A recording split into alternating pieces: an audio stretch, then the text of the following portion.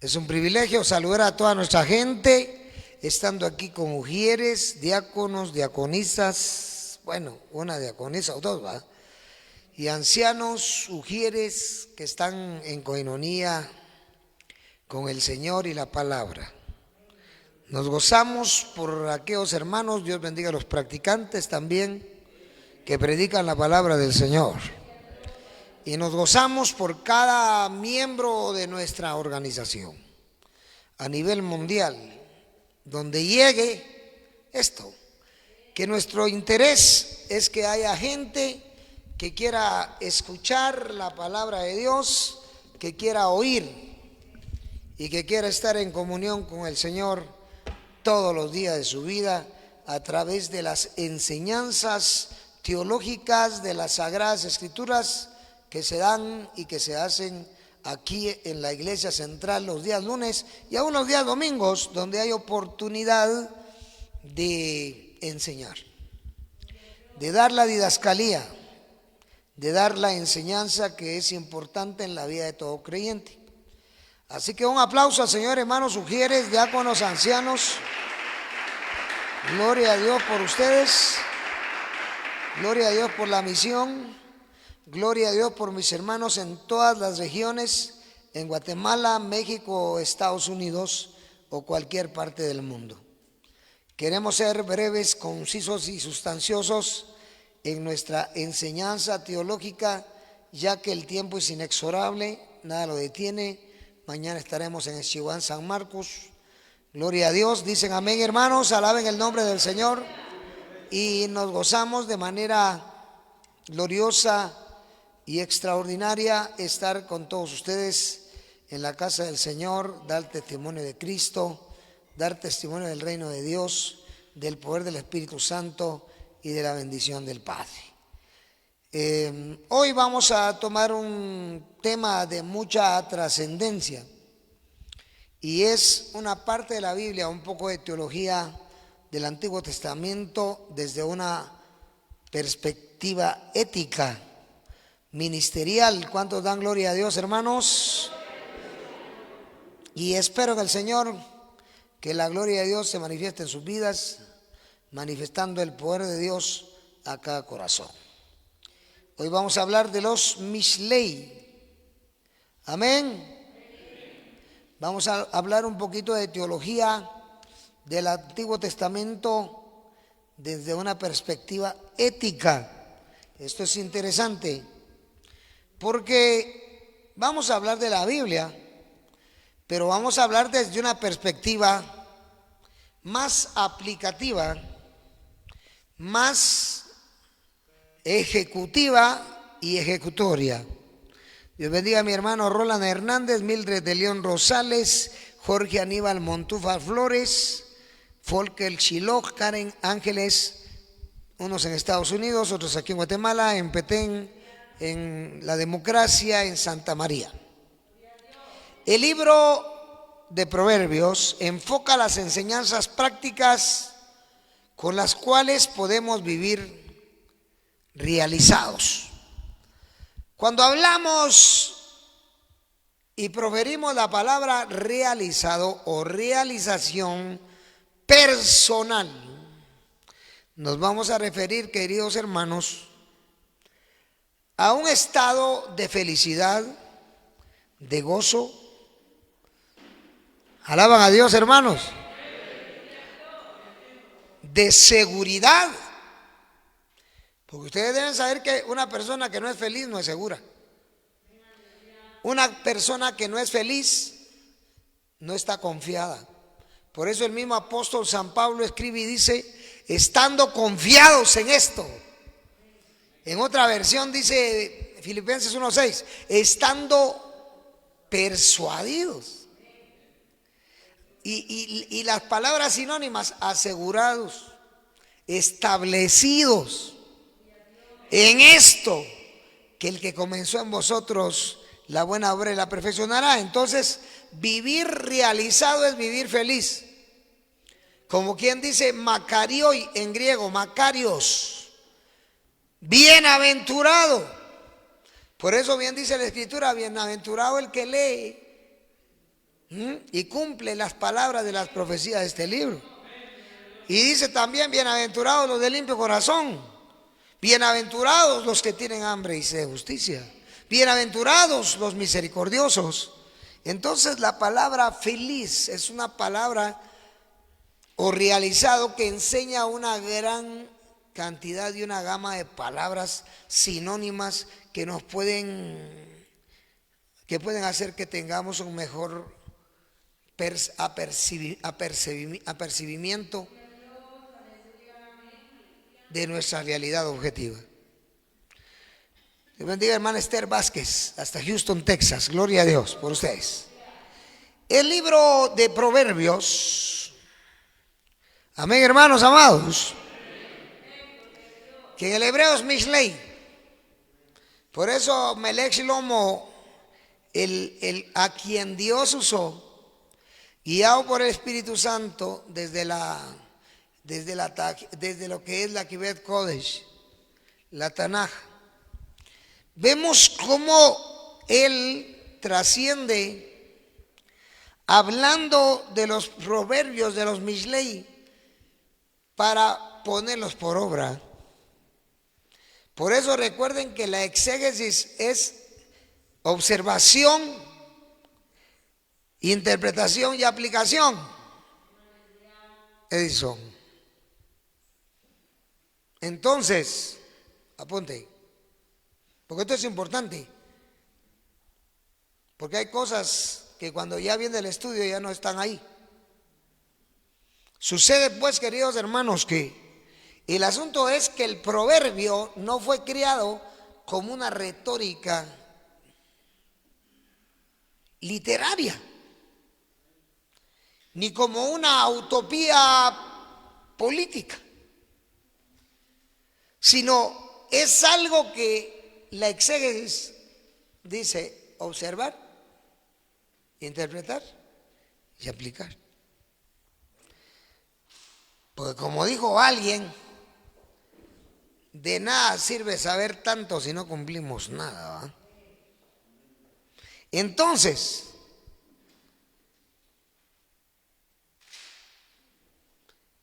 el libro es una teología totalmente bíblica y práctica. Como podemos decir, una teología bíblica ética. Pues recuerde la palabra ética, etos. Amén, hermanos amados. Que muchos la traducen a costumbres, como una forma de aplicación. Aunque la palabra por costumbre es una palabra no evangélica, pero sí es parte del léxico español, que viene del latín.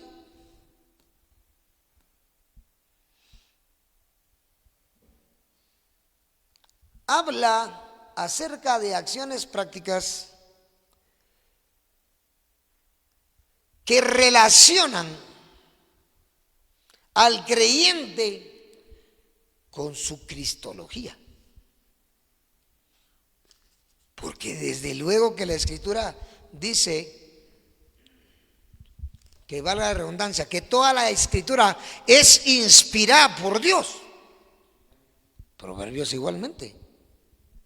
Mishlei igualmente. El mismo espíritu que habla en el Antiguo Testamento habla en el Nuevo. Entonces la ética proverbial nos enseña códigos, decretos y mandamientos que nos llevan a una vida realizada. Ustedes lo analizan perfectamente bien, y no me quiero saltar porque son cosas importantes de las cuales hay que hablar. Y es, hermanos amados, de la profundidad que tiene el libro acerca de cómo el Padre le habla al Hijo y de lo que le habla es lo que todos tenemos conocimiento. De un libro, hermanos amados, que le da el camino, porque recuerden ustedes que todo el Antiguo Testamento es la anunciación del Redentor, la palabra escatológica del Mesías que tenía que venir. Amén, hermanos. De Yehoshua a Mashiach, de Jesucristo el Mesías, del Cristo. Entonces, mis amados hermanos, es ahí donde debemos entender cuando le dice al hijo, hijo mío o hija mía, no te olvides de mi ley. Hace mucho recordatorio de la Torah, pero también hace un paralelo de idea con el Nuevo Testamento, porque aunque en esa época el Nuevo no existía, porque cuando se escriben los proverbios del Melech Shlomo no existe el Nuevo Testamento todavía, porque simplemente es la anunciación del Soter, del Salvador, del dador de la vida, del dador de la lutrosis, de la polutrosis, del agorazo, del hexagorazo. Por eso, hermanos amados, aquí aplica a que el creyente, y es lo que le digo a ustedes, debe saber quién es. No simplemente venirse a sentar, a oír como oidores olvidadizos, decimos como sopencos oidores, sino dispuestos a aprender, porque el que tiene oído para oír, oiga lo que el Espíritu dice a las iglesias. El asunto es que este libro es un libro sapiencial. Le da el saber al ser humano que ya conoce a Jesucristo para hacer los paralelos de idea, los paralelos de pensamiento, los paralelos de, tal vez no de texto, porque casi no hay nada parecido en el Nuevo Testamento, o igual. No hay similitudes, no hay similaridades, no hay sinopsis, pues. Entonces, el asunto es que es un camino, es un jodos, dice el griego bíblico. Como dice el inglés, es un way. Es una forma de preparación, oigan, practicantes. Pero como ahorita ya Cristo vino, ya hay Biblios geneseos, ya hay Nuevos Testamentos. Entonces, los proverbios se vuelven un paralelo de idea, un paralelo de pensamiento. Que si dice, hijo mío, no te olvides de mi ley, cualquiera piensa en la Torah solamente y en el Pentateuco, cualquiera que estuviera en ese estado. Pero como ahora ya estamos en la cristología, entonces ya nos lanza a San Mateo. Ahí está San Mateo 5, que es el decálogo del Nuevo Testamento. Y ahí sí hay un paralelo expositivo de pensamiento y hasta de texto. Porque ahí están los 10 mandamientos del Antiguo Testamento, solo que ya exegetizados, exégesis. ¿Cuántos le dan gloria a Dios? Dios bendiga a mi hermana Esther Gómez, Tilan Martín, Neftalí García. Gloria a Dios por ustedes. Entonces, si es la anunciación soteriológica, Proverbios, es que si ustedes miran Proverbios, todo es inteligencia, ¿se dan cuenta? Todo es sabiduría. ¿Por qué muchos detestan el conocimiento teológico cuando Proverbios es un conocimiento epignoseos teológico? No seamos biblistas. Utilicemos la Biblia para crear teología y cambiar mentes, entes, sociedades humanas para producir el bien, el crecimiento, el desarrollo, la expansión, la administración, la organización, lo que usted quiera. Como un profesional me decía ayer, en la Biblia hay de todo. Como estamos enseñando de psicología ministerial los domingos, los estudios, Se dan cuenta que en la Biblia hay psicología, en la Biblia hay administración, en la Biblia hay organización. Si no, necesitamos salirnos de la Biblia para enseñar otras cosas que no son de la Escritura, para no ser torpes y ser estorbo y ser candidatos a ser lanzados con una piedra y un lazo en el pescuezo y terminar en el cuello, como quiera decirlo. Y terminar en el mar, va en el fondo del mar. Y no es en el fondo del mar, en el fondo del abismo, por torcer la palabra. Por eso hay que tener muchísimo cuidado al hablar, al proferir. Porque el paralelo de Proverbios, cuando dice, hijo mío, no te olvides de mi ley, ya no solo se refiere a la Torah del Pentateuco, se refiere a Mateo, se refiere a Marcos, se refiere a Lucas, porque ahí está el dueño de la salvación, de la soteriología, el soter, llamado Cristo, Yesú, Jesucristo, el Señor. Dele gloria a Dios en esta hora. Dios bendiga a Tereso Lucas, a Marisol Pastor de Vargas, gracias. Rosa Nicomedes, qué lindo, muchos hermanos que siempre están con nosotros. Pero analice bien, exegéticamente. Proverbios, un libro que aunque muchos no lo miren como un libro doctrinal, pero sí lo es, porque induce a la salvación. Con esos proverbios, uniendo la parte filosófica a la parte ortopráctica cristológica, hay salvación. Por eso, punto número 1, vamos al punto número 1, porque estoy en la introducción. La sabiduría para vivir bien. Pongámosle ahí, Proverbios provee la sabiduría para vivir bien.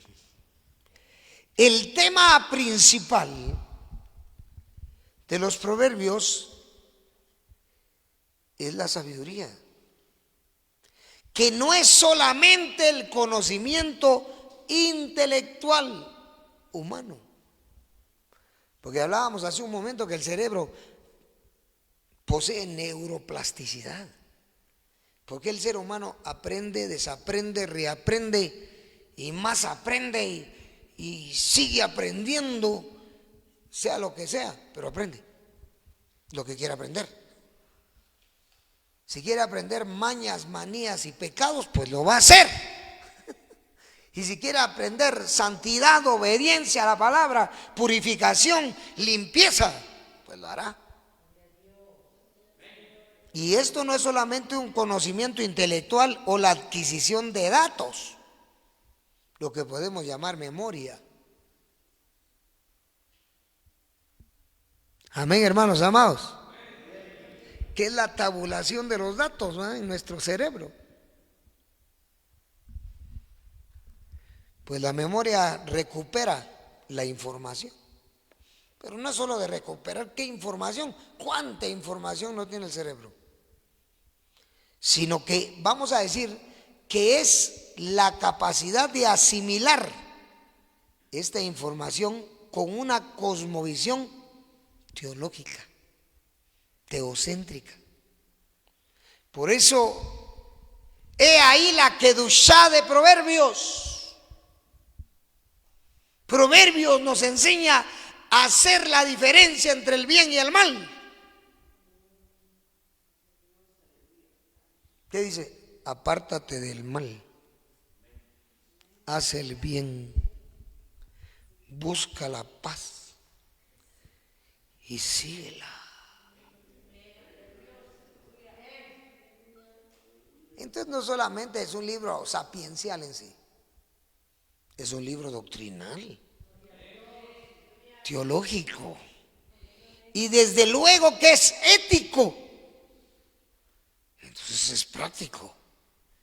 Y todo lo que la palabra enseña para practicar se llama doctrina, didaje, didascalía. ¿Están entendiendo, practicantes?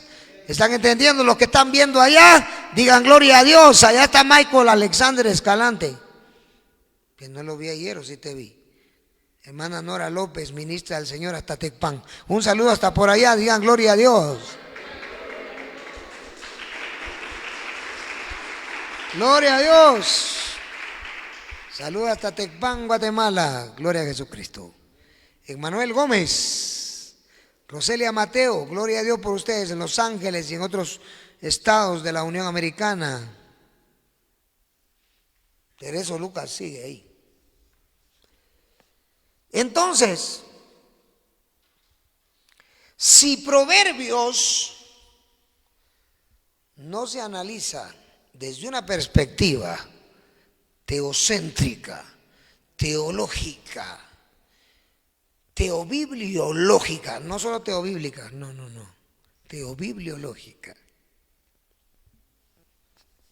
Entonces, no va a producir madurez intelectual, ni moral, ni espiritual. O sea, la misma Biblia se tiene que analizar desde una perspectiva teológica basada en la exégesis. La palabra en hebreo es Mishlei o Hakam. ¿Cuántos dicen amén, hermanos?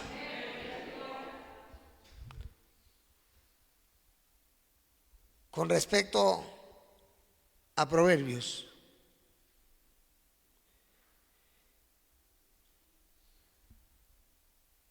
¿qué puede decir Jochma? Sabiduría, que se encuentra 102 veces en el libro.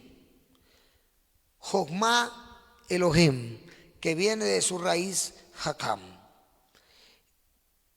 El rey Melech Shlomo hace una combinación de sabiduría con la disciplina, lo que en hebreo es musar, que abarca el proceso de la formación de la persona, utilizando la disciplina para lograr una sabiduría prudente.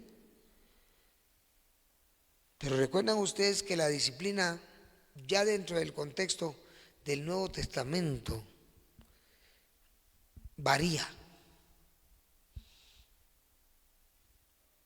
Porque en el Antiguo Testamento era corregir con vara. Habían ciertos tipos de corrección, pero ya en el Nuevo Testamento la palabra es útil ¿para qué? Para corregir. Si antes teníamos que darle palo a los hijos, hoy hay una espada de dos filos que cambia. ¿No dice Hebreos 4:12 que la palabra de Dios es viva y eficaz y más cortante que toda espada de dos filos? Que penetra.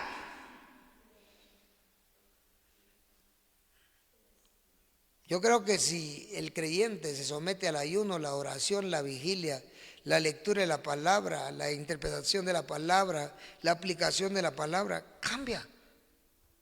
No necesita una buena garroteada. Porque miren, en el Antiguo Testamento Dios trató con el hombre por la calidad de seres humanos que había. La mayoría, veamos al pueblo de Israel en el desierto, llevados por mal, no entraron a la tierra prometida por su maldad. Los tenía que hasta matar. Miren Números 10:14, Números 16, Numeroi. Dios tenía que castigar duramente, y por eso los pueblos de ahora que son castigados con cualquier cataclismo, cualquier guerra y lo que sea, es porque eso es lo que merecen. Porque hay pueblos que son castigados con la pobreza y ningún hombre y ninguno que promete cambiar la situación lo hace, y es porque no puede. Dios castiga de diferente forma. La pobreza es un castigo en muchos casos. Puede ser por causa de los ancestros, por causa de los padres, y por causa de los hijos también. Entonces, ya en el Nuevo Testamento no se habla tanto de castigo para el creyente. Cierto que la Biblia dice que al hijo que ama castiga, pero ¿a quién va a castigar? Al rebelde, al desobediente, al que no vive la palabra, al que no vive en sabiduría, al que no tiene epignoseos, al que no tiene madurez, disciplina, sujeción. Claro, tiene que ser castigado. ¿Pueden decir un amén fuerte para el Señor? Pero el que está en obediencia, ¿qué es lo que uno único que va a hacer? Corregirlo. ¿Y quién lo va a corregir? La palabra. Y corregir no significa castigar. Corregir quiere decir ordenar, sujetar. No significa leñaciar. Porque Proverbios habla de sabiduría. Pero también habla que el que no adquiere sabiduría e inteligencia, lo que va a merecer es ¿qué? El castigo. Entonces el creyente no tiene que estar esperando ser castigado, tiene que esperar ser corregido. Porque el creyente ya no tiene que hablarse de pecados, ni de delitos, ni de parábasis. Por error no hice tal cosa, puedo corregirlo. El ser humano por naturaleza es errorista, pero también merece corrección. Y la palabra es útil para enseñar, para redarguir, para corregir, para hacer que el hombre de Dios sea perfecto y la mujer también, preparados para toda buena obra. Así que sabiduría.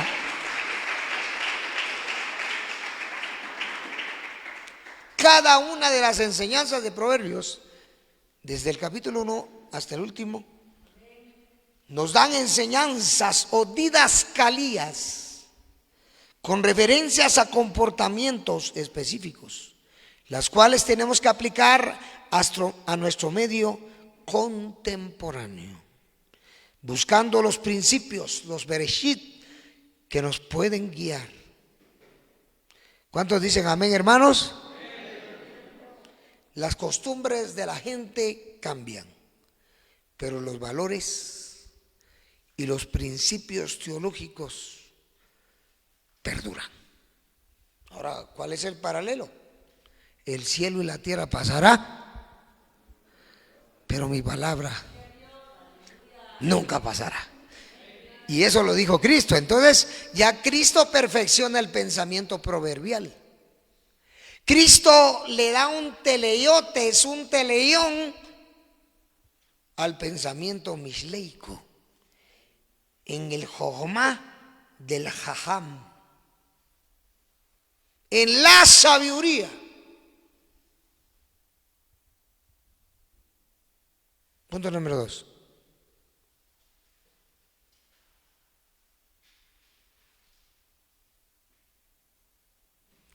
¿Qué es lo que hace Proverbios? Enseñar tanto a los jóvenes, porque fuimos jóvenes, todos los que estamos viejos fuimos jóvenes. ¿Y qué tal? Y no significa que porque ya estamos viejos, Proverbios no nos va a enseñar. Claro que somos jóvenes. En neuma, en espíritu, neumáticamente.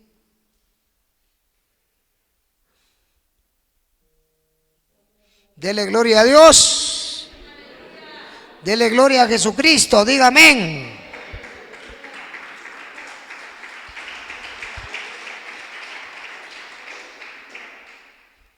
A todo ser humano le enseña los pasos necesarios para que inteligentemente, recuerde que la inteligencia es la capacidad del cerebro para poder aprender, razonar, entender, reaprender, desaprender, tomar decisiones responsables, inteligente y diligentemente. Le habla al joven, le habla a la señorita. ¿Están oyendo? Dejen de dormirse. para mañana si no se duerme, hermano. Cuando oímos la palabra de Dios y nos sentimos atarantados, o es porque tenemos demonios o porque hay mucho sueño.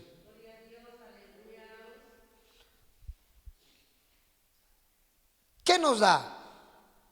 Por eso les digo que aunque no se quiera, para muchos Proverbios es ético doctrinal. Porque dice en el punto número 2, que nos da lo que podemos llamar la importancia de una base, de una fundamentología neumatológica espiritual. Es que ser espiritual no es solo venirse a sentar, escuchar el culto y ribi. No. Yo conocí mucha gente ribicaba allá va, muy carnal. Yo tengo 57 años de estar en el Evangelio. A mí nadie me va a engañar ni me va a bocear. Tengo años de estar en esto. Y vi como aquellos que parecían santulones, no eran más que unos huesos ahí que con el tiempo se iban a enfermar, de tanta mentira que dijeron. Porque no se agarraron de la palabra de Dios, sino de una falsa espiritualidad. Porque asistían a la iglesia o porque eran muy santos y creían que por los dones que poseían podían ser Dunning-Kruger mejor que todos los demás. Proverbios nos enseña algo, una fundamentología, una base neumatológica espiritual. En el capítulo 3, verso 5 dice: confía en Jehová con todo tu corazón y no te apoyes en tu propia prudencia, que es sinónimo de inteligencia. Reconócelo en todos tus caminos y Él enderezará tus, que las Biblias modernas dice sendas. Él enderezará tus sendas. Se trata de tener conocimiento bíblico, teológico, bibliológico, soteriológico. Pero significa, hermanos amados, que si aquí dice reconócelo, reafírmalo en todos tus caminos y Él enderezará lo torcido de tus veredas, porque una vereda es torcida, no es el camino, como decimos, no es el camino real, porque el camino real es ese que va ahí. Las veredas era donde nosotros bajábamos corriendo entre el monte y que con el tiempo se fueron formando senditas torcidas. Quiere decir que el hombre que viene del pecado, de la maldad, de la inmundicia y vive sin Cristo no es más que un torcido. Y lo torcido de su vida denota lo torcido de su senda. Yo espero que ya no haya ningún torcido aquí. Yo espero que en el Evangelio de Jesucristo ya no hayan torcidos, ¿verdad, hermana Yeiri, hermano Mendocita, Michael, Alexander? Dios les bendiga. Shalom, shalom, shalom. Entonces, ¿por qué? Porque la torcedura no va a producir felicidad. La torcedura no va a producir tranquilidad.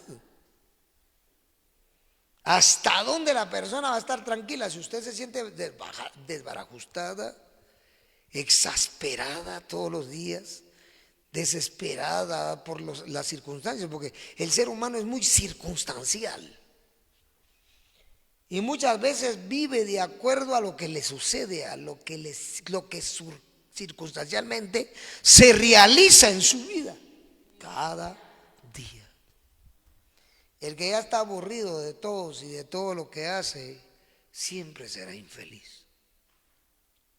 No tendrá paz, no tendrá tranquilidad, estará desesperado y puede caer a depresión mayor, empezar a padecer de corticoides en la sangre, glucocorticoides, mineralocorticoides. Hay jóvenes, por eso miren la palabra patojos. Y hay jóvenes que les duele la cabeza todos los días. ¿Y saben por qué? Porque ya tienen adrenalina en su sangre. Las cápsulas suprarrenales les están segregando adrenalina. Y hay mujeres jóvenes que tienen hijos ya y solo con dolores de cabeza y tantas cosas, porque ya están envenenadas en su sangre. Y pueda que dentro de unos días empiece a padecer de alta presión. Porque ya mucha duda, mucho problema, mucha persecución mental, muchos problemas emocionales, muchos ataques, muchos pensamientos, dialogismos, que nos cansa. Y ese cansancio va a producir trastornos. Pero lo peor es cuando ya viene la presión alta. O cuando te dicen a los 30 años, tienes diabetes. Y la diabetes va a acabar con la homeostasis.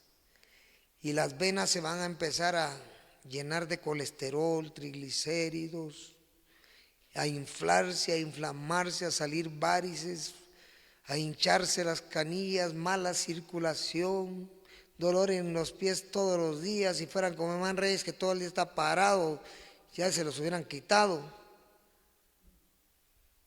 Sí. Por eso bien dice, el mismo que escribió el Mishlei, escribió Eclesiastés, el Coelet.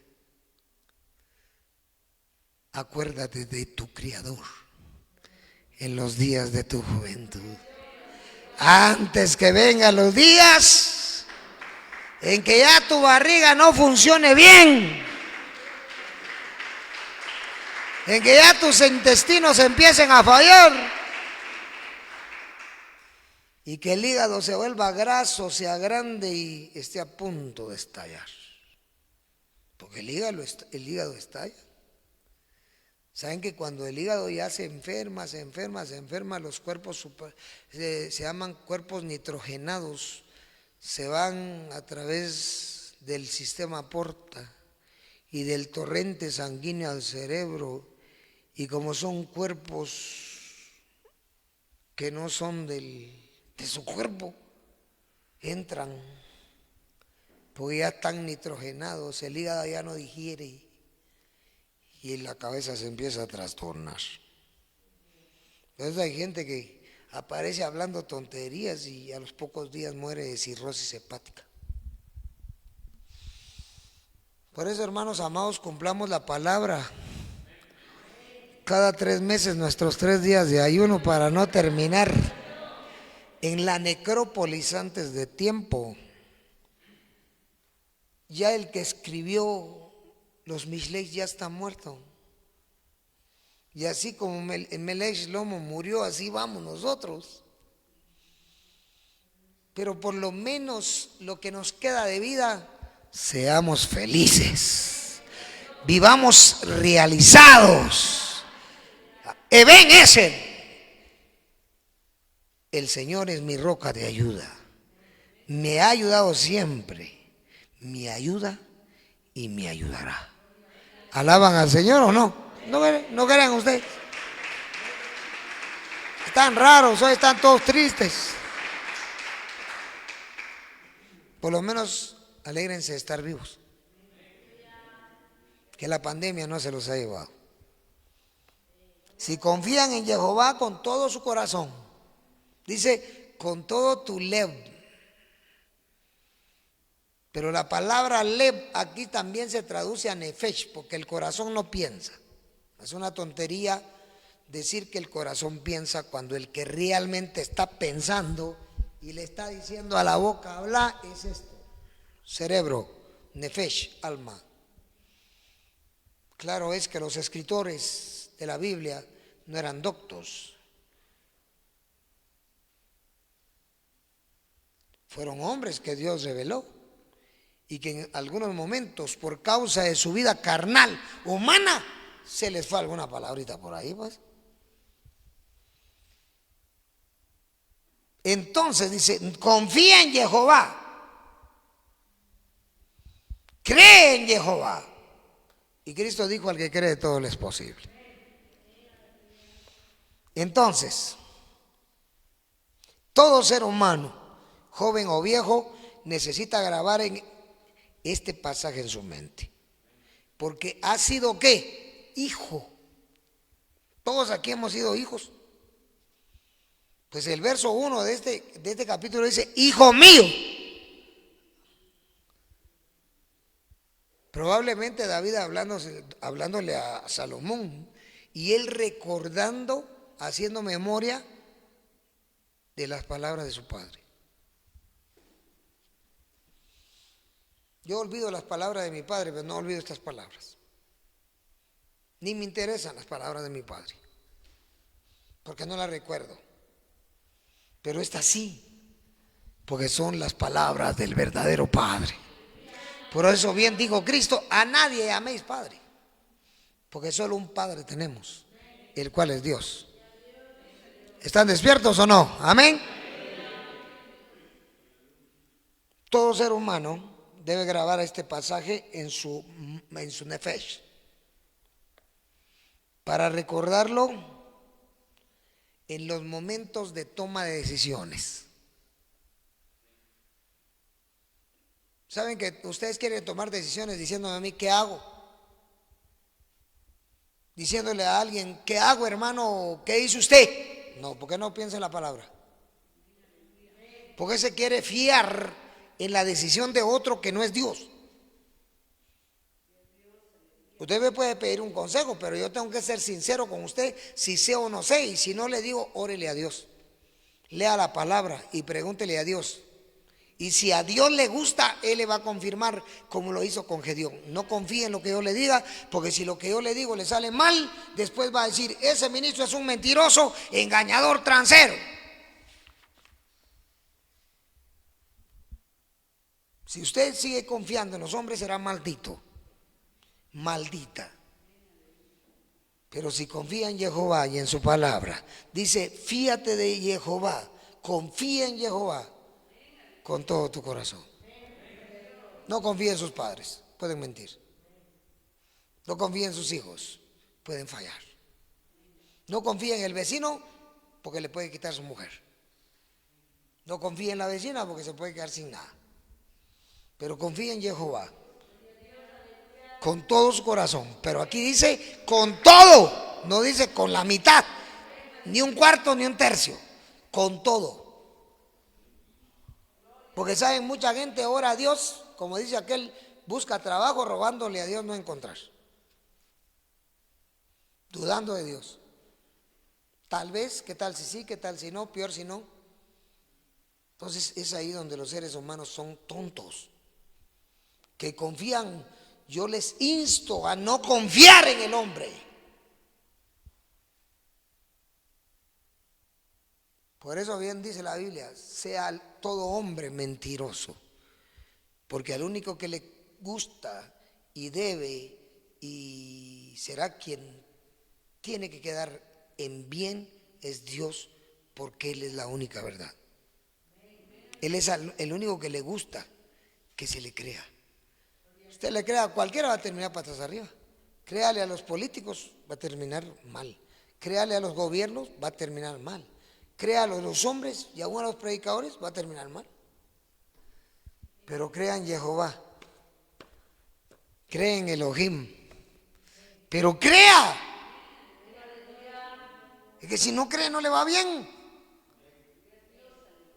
Por eso no tiene ni dos pares de zapatos para cambiarse muchas veces, porque no cree. Fíate, confía en Jehová de todo tu corazón. Cuando ore, ore creyendo. Cuando ore, crea. Si ora y lo hace solo con una estúpida repetición, le va a ir mal. Confía en Jehová Elohim. Oiga Máximo Ramos, oiga Daniel Andrade, confía y confíe en Jehová Elohim, pero con todo su corazón, pues Cristo dijo: al que cree, todo le es posible. Si puedes creer, si oras creyendo, recibirás. Las decisiones se toman de esa forma. grabar esta parte de la Biblia. ¿Quieres irte a otro país? Grábate esto. ¿Por qué te quieres ir? ¿Cuáles son tus ganas? ¿Por qué quieres casarte? ¿Para qué?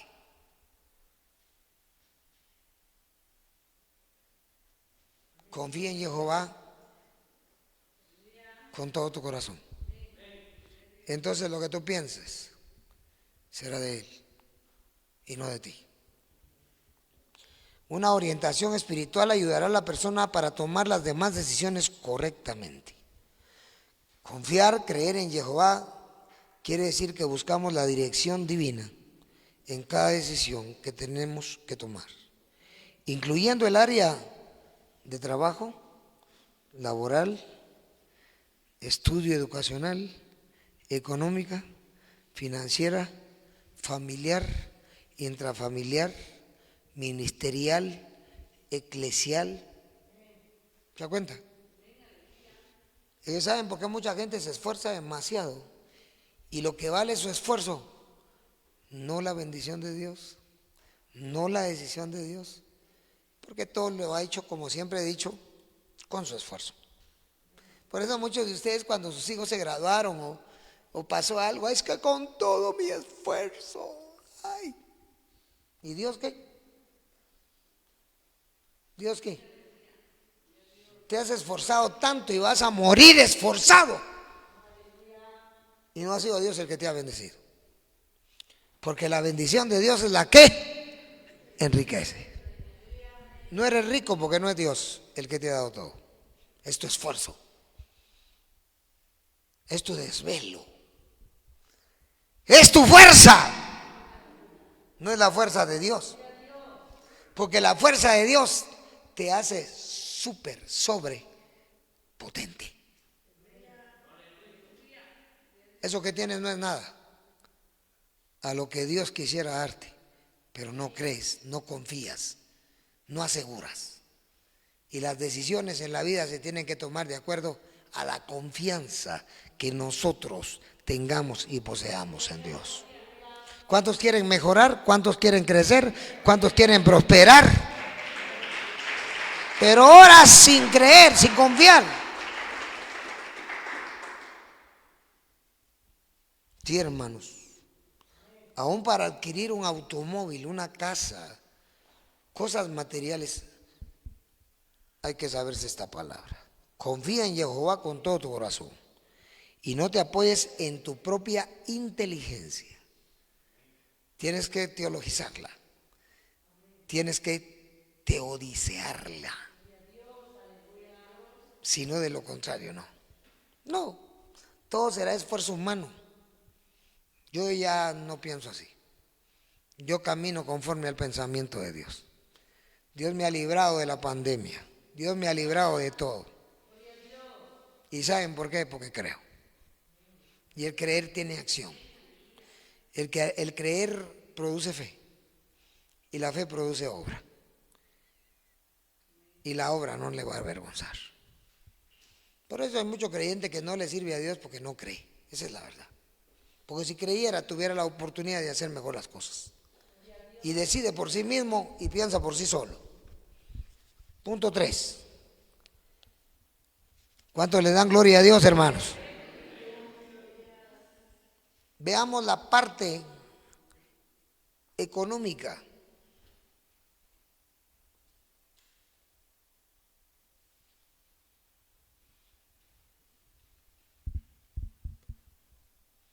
El joven y el viejo.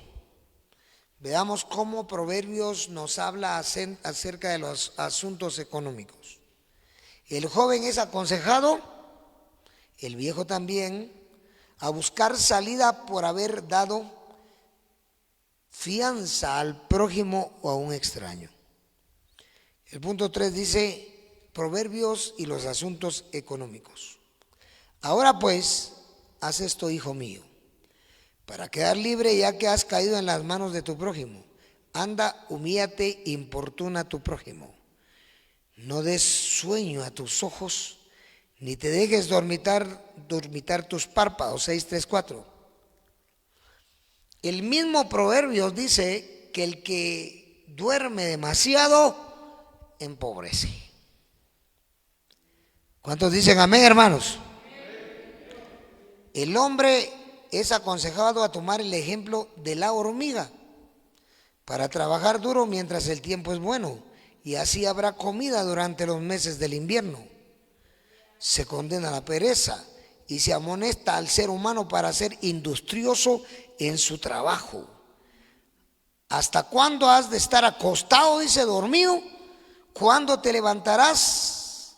Allí habla Proverbios 6:6-8, de tu sueño. Un poco de dormir, un poco de dormitar y un poco de cruzar las manos para reposar. Así vendrá tu pobreza como un vagabundo y tu escasez como un hombre armado. Proverbios 6:9-11. ¿Qué nos da a entender Proverbios? Que la base de la pobreza es dormir más de la cuenta. ¿A qué horas deberían estar ustedes en el trabajo ya enderezando los carros? ¿A qué horas ya deberían estar viendo las casas y viendo todo? Por lo menos a las 6 de la mañana. ¿A qué hora deberían ya estar alistando la ropa y haciendo todo lo que tienen que hacer desde temprano? A algunos desde las 5.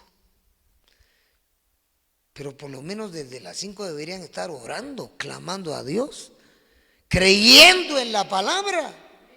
Por eso la oración de la gente no se oye, hermanos amados, porque hasta la misma acción perezosa, dormilona, los hace. Miren, hermanos amados, ¿qué hubiera sido de nosotros si en la pandemia nos hubiéramos dedicado a encerrarnos, a dormir, a sueñarnos más? Por eso dice, el que duerme más de lo que debe dormir, cae a pobreza.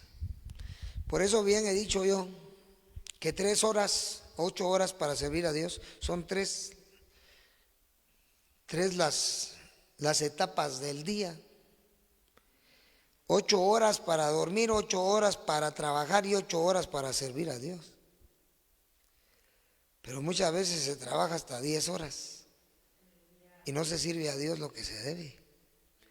Porque en el Antiguo Testamento y en el Proverbios se hablaba de la persona que trabajaba, porque no existía energía eléctrica en esa época, no había luz como la que tenemos en bombillos.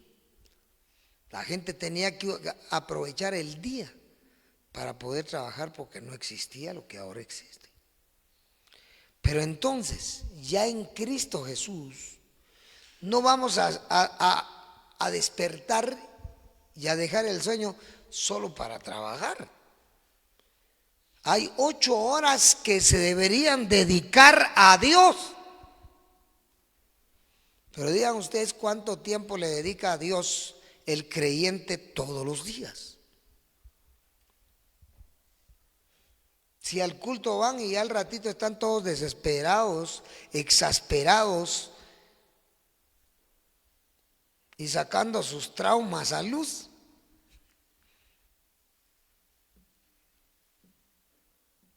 Entonces, aquí nos habla claro que el dormir demasiado, el estar en sueño todo el tiempo, nos puede provocar pobreza, escasez. ¿Quiere usted evitar la pobreza, la escasez, el vivir de un sueldo decrépito que cada mes no le alcanza y que tiene que vivir prestando dinero, metiéndose a ditas, dicen aquí, ¿va? ¿Qué es lo que tiene que hacer? Dormir menos, orar más. Dormir menos, leer la palabra más. Trabajar, sí. Son 8 horas de trabajo las que la ley exige.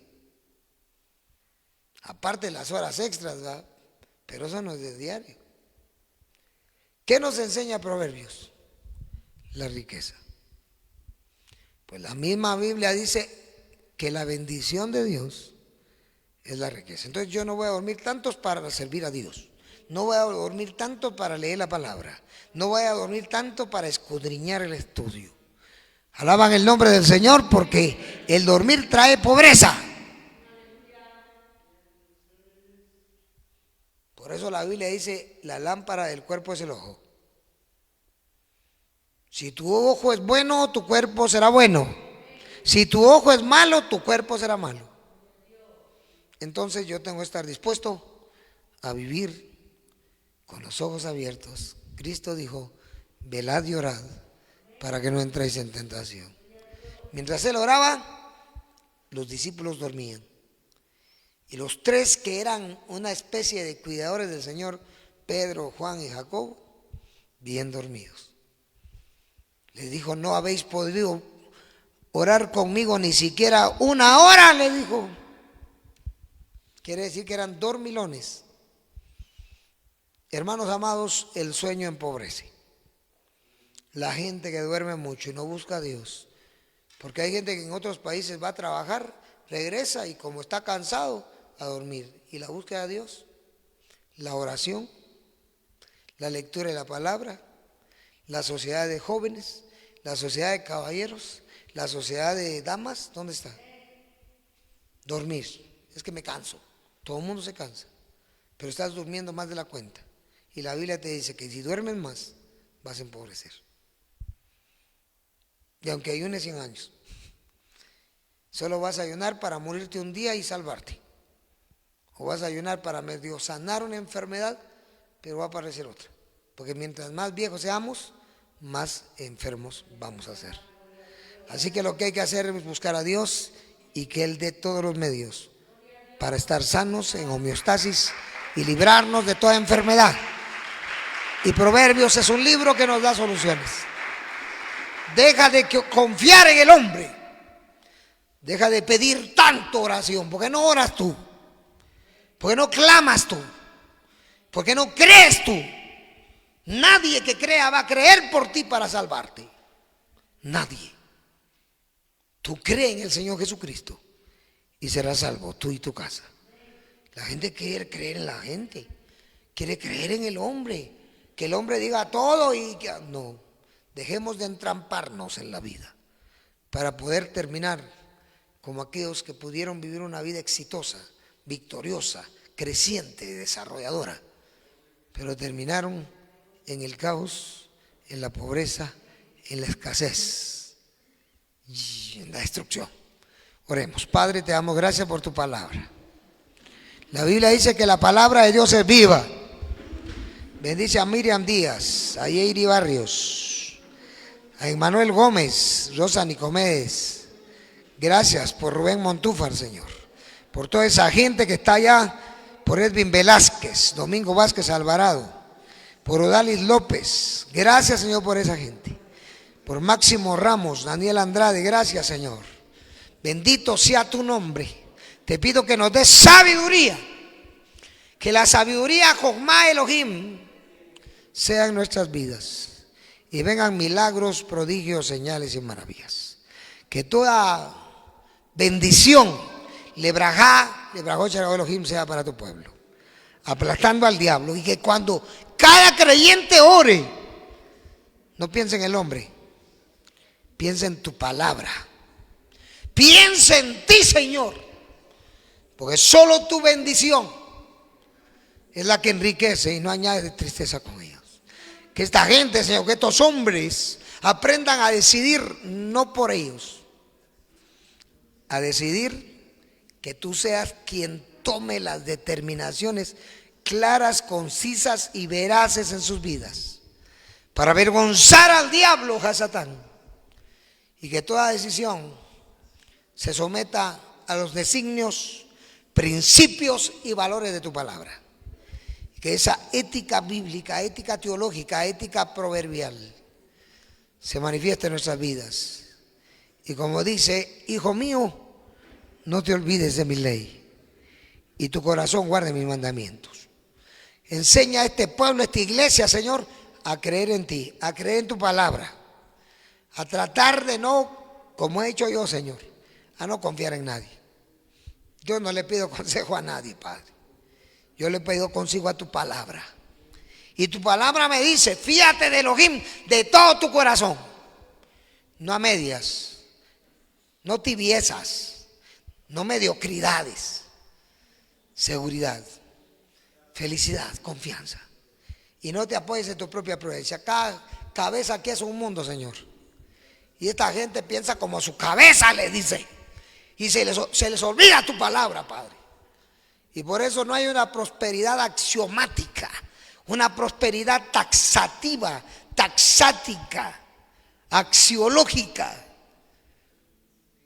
que demuestre, Señor eterno, crecimiento verdadero, desarrollo verdadero.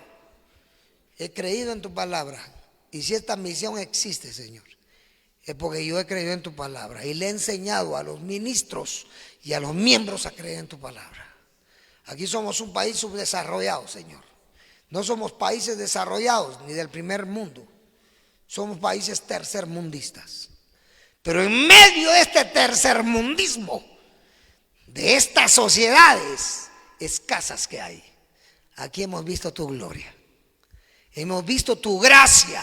Hemos visto que para esto apareció el Hijo de Dios, para deshacer las obras del diablo. Donde eres tú el que hace crecer las cosas. Porque se cree, se confía en ti. No es en el hombre. Pues la Biblia dice: maldito el hombre que confía en el hombre. Es en ti, Señor. Es en tu palabra. Es en el Evangelio. No es en mí. La gente no tiene que confiar en mí, Padre. No permitas que eso pase. Que confíen en ti con todo su corazón. Que no sean cobardes. Que no sean incrédulos a tu palabra. Porque si no creen, siempre estarán igual. O se irán de espaldas y caerán en el abismo. Que crean en ti. Yo he creído en ti. Yo he creído en tu palabra. Yo creo en el Evangelio. Emán Reyes cree en la palabra de Dios. En la Kibet Kodesh, en la Tajira Gramata, en la Pasagrafente Honestus, en la Jairafacta Gramata, en la Kibet Kodesh, en la Tanaj, en el Ketubim, el Neviim. Ahí creo, Señor. Y por eso es que esto camina con el propósito del Melech Haulahim, del Melech Elohai, del Melech Eloheinu, del Elohim Tzadik, del Elohim Kadoshim, del Elohim Mekodeshkem. Gracias, Señor. Bendito sea tu nombre. Y sana toda enfermedad. Hazlo por tu palabra, no porque yo te lo pida. Es tu palabra, que es la espada de dos filos. Usa estas cabezas, Señor, que se apoyen en tu palabra y no en su propia prudencia. Y que no tomen decisiones carnales, impías y mundanas por su mente, sino guíalos tú. Tú puedes con ellos. Tú les puedes hablar. Tu palabra ahí está. Si la Biblia dice todo, lo que pasa es que no la leen. Lo que pasa es que son haraganes para leer tu palabra. Solo la leen cuando vienen al culto, Padre. Cuando van a las iglesias, ahí sí la leen. Pero cuando están en casa no lo hacen. Cuando están en el trabajo no lo hacen. Cuando van donde quiera, la Biblia dice: nunca se aparte de tu boca este libro de la ley. Meditarás en él de día y de noche y harás prosperar tu camino. Y todo lo que hagas te saldrá bien. En eso creemos, Señor.